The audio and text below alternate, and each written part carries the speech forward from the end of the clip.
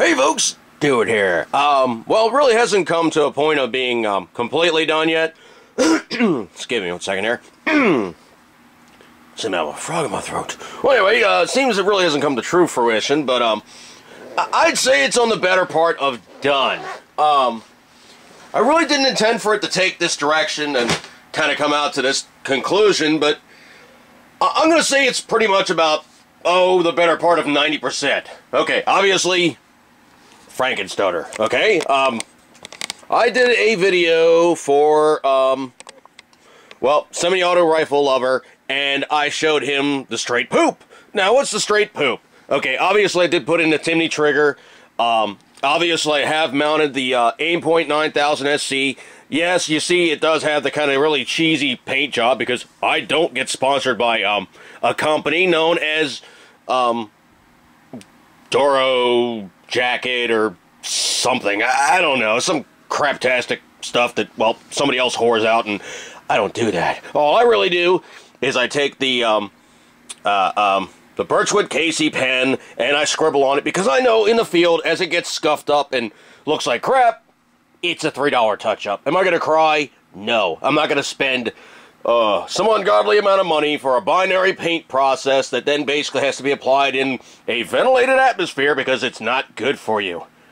This stuff is basically, it's like tester's model paint, okay? You put it on, it scuffs up, you do some more on there. If it looks like crap, who cares? I want to do something to knock the shine off, but that's down the pike. But this is on a quick release. I did incorporate the BUIS. That's the Pro Mag I had earlier, and that's a Yankee Hill machine. And the cool thing is, if anybody ever really... Okay, let me get the camera angle correct here. If you ever really get these things set up perfect, here's the cool part. You co-witness through the scope. Yeah, and that basically puts the dot right above the post. And of course you can actually put it above the post, and it's really cool because you have like so many brightness settings. Let me try to get the angle right here. You can crank it all the way down to the lower settings. I think are very closely akin to being able to work with night vision. Very cool. Now the other thing that's great here is you can use this two different ways. Okay, if your batteries die, and I've heard people remarking on this, and it does seem to work, you still bracket your target inside your reticle.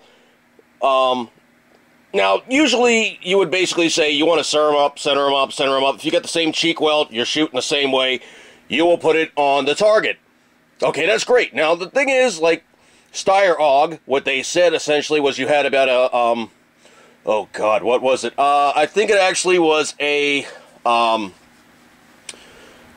one of the big German names, I forget what it is. I'll put it on the notation for which company it was, but I believe the scope was known as a Cougar. It had a donut reticle, and they said essentially what you would do is you would either bracket the target in the donut, or as your range increased, you would put the donut on their head, or you would basically have them standing on the donut, or you would basically figure out your range by the width of the donut, by the width of their shoulders, and it was almost kind of like mil dots for its time period, and it worked. Now, the other thing, too, is essentially, you're going to have to know your stuff. You're going to have to set it up for you. Of course, you can always put the little cheater patch on the side and let you know what it does, and that's all fine and good. And I kind of went easy on the stock. I mean, you know, I went MAGPUL CTR because the MOEs are cool, but I like having that extra lock-in, no wiggle factor. Is it absolutely rock solid? No, it is a collapsible stock. It will not be exactly the same thing as a fixed stock, and it gets really short, and I usually find like the first notch gets my nose on the gas buster, and yes, that is an actual gas buster. Basically does everything the way it should. Now, here is why I am so terribly enamored with the Timney. Let me get this thing set up. And I did this demo for Semi, and let me see if I can't get it lined up here for you guys to watch as well. Okay, basically, weapon is cocked. Hang on a second, I'm going to have to play with the angles here. My camera's not lined up exact. Okay, basically, weapon's now cocked. Okay, watch the trigger. Yeah, I'm still holding it back. Let me recock. Okay, still holding the trigger. That was my reset. It's about 3 pounds. It's very nice. It breaks like a glass rod, and it's completely badass. Now you're wondering just what does the Timney look like? Of course, yeah, I put the anti-walk pins on there as cheap insurance because it's like $30. But I'll tell you what, these guys will keep your receiver from getting beat the hell up. The pins will absolutely not rotate. They will not fall out. It's got Loctite on the little hex screws. It's good stuff. Now, let me show you what the guts on this thing look like. Give me 1 second here. I got to use my purely tactical, completely, absolutely tactical combat chopstick. That's right. The combat chopstick's going to help me take down my gun. So, combat chopstick pokes out the pin, pokes out the other pin. Receivers come apart. Okay, now, here's the cool part. You know what? Let me grab a flashlight. I'll be right back. Hang on 1 second here.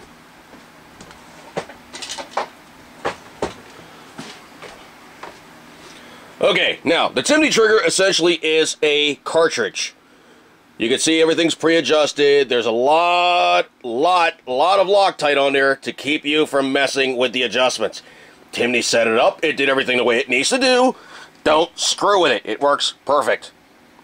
Okay, now, basically you have a very, well, I'm overexposing, a very nice hammer here. Hang on a sec. Let me try my settings here.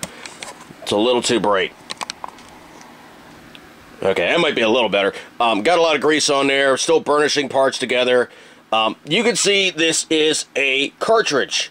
So essentially there's this gold cartridge that slips in, and okay, you basically have the two, you can barely see them underneath the hammer springs there. There's the little threaded sections. What that is 4 little tiny Allen screws, 2 screw down to the bottom of the unit and push it up against the bottom of the receiver, well, inside the trigger cutout here, and it pushes the unit up and places it under tension against the cross pins. Now, the other thing too is there's 2 more that screw down on top of that lock those in place. So, by the time you're done, and no, bad guys, you can't see my serial number because it is covered by the craptastically kind of cool, gotta mess with it a little bit more, funnel. You know what, I forget who made this funnel. When I find it, I'll put that in the annotations too. Gives it kind of a cool look though, wouldn't you say? Yeah, I'm digging on it. Well, anyway, the unit itself, you can find these on sale. You can cruise gun shows. You can actually probably find a better price. I did put the DPMS extended safety on there, just being a smart ass. I had to play with it a little bit because it just really didn't engage the pins very good. Just didn't feel good at all. The other thing I did was, that is a Stark grip. What it does is it sets your hand back a ½ inch, sets it down a ½ inch, and gives you much more positive trigger control. You will note I will not dry fire this without the upper receiver on there because you will beat the snot out of your magwell. Not good. Possibly could break your hold open. Do not do that. Now, here's the other thing that's really kind of just flipping excellent about this unit. When it comes time to service it, you really don't have much to do because it is basically made very nicely. You'll see the secondary disconnector sear is right there. It is holding the hammer. Let me try to get this right. It is holding the hammer. You let it go, the hammer goes back to cock position. Now watch that again. See, what it did was it now went from the disconnector position, which is on the original one as well, up into a cock position. But look at the width of that disconnector. That is like 2 to 3 times wider than the stock disconnector. Also notice the purchase area on the hammer. That's flipping huge. So everything here is bigger. Everything here is probably going to be somewhat stronger. And of course, it's going to be probably even maybe a little safer. Now, why is that a good thing? Okay, if you've basically got a part go wrong, disconnector grabs a hold. When you're holding the trigger back, you are actually stopping the hammer from continuing to follow forward and make the gun roll and run and completely bonkers in full auto by the hammer following the bolt forward, which is not the recommended means of execution. And if you do it at a gun range, a cop sees you, goes, "Hey buddy, do you have any papers for that?" You're in trouble. Not good times. If you ever have a weapon that doubles, any weapon. Immediately unload that weapon, hand it over to a gunsmith, and say, you know what, buddy? I got a problem. Because if you continue to shoot it like that, one of three things is going to happen. One, it's going to break. Two, it's going to break and it's going to break you. Three, it's going to break you by putting you behind the bars in the Gray Bar Motel for an extended period because you have an unregistered machine gun. Don't do that. Now, also, really kind of cool stuff is, you know, playing with these things. You basically can put them together any way you want, and you can build them however you want. There is stuff that doesn't work together that should probably work together. I can tell you for a fact, this did not work with the A.R.M.S, sir.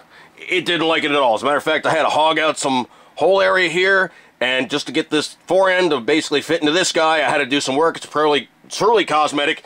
You can't see it. Now, that's the key. Is you do it right, you make it look decent from the outside. If it's any rough spots on the inside, it's your gun. Who cares? The other thing, too, is because this gangster grip guy is basically being in the way of the stubby guy here. That'd be the little foregrip guy, little stubby guy here.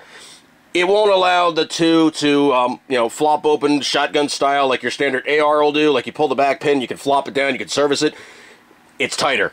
It's a lot tighter. I got to pop out both pins to get them out because this thing just won't budge. There's just not enough room.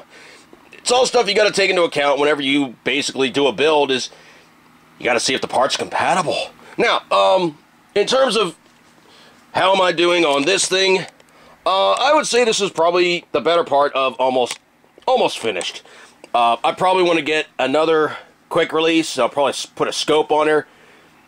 But it's too light a barrel to go completely bonkers with. It's just, well, it's pretty well put together. It's free floating, so it is actually going to shoot very, very nicely. It's not going to overheat because of all the huge amount of ventilation it's going to get with the S.I.R unit. Massively exposed barrel. It's going to do really, really well.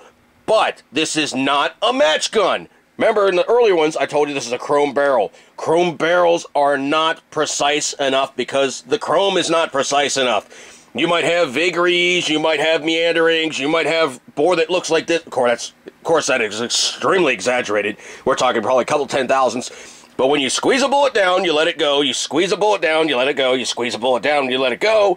It's rattling. It's not keeping concentric. It's not going to be as exactly accurate as a form-fitting bore, or something they refer to as a taper bore.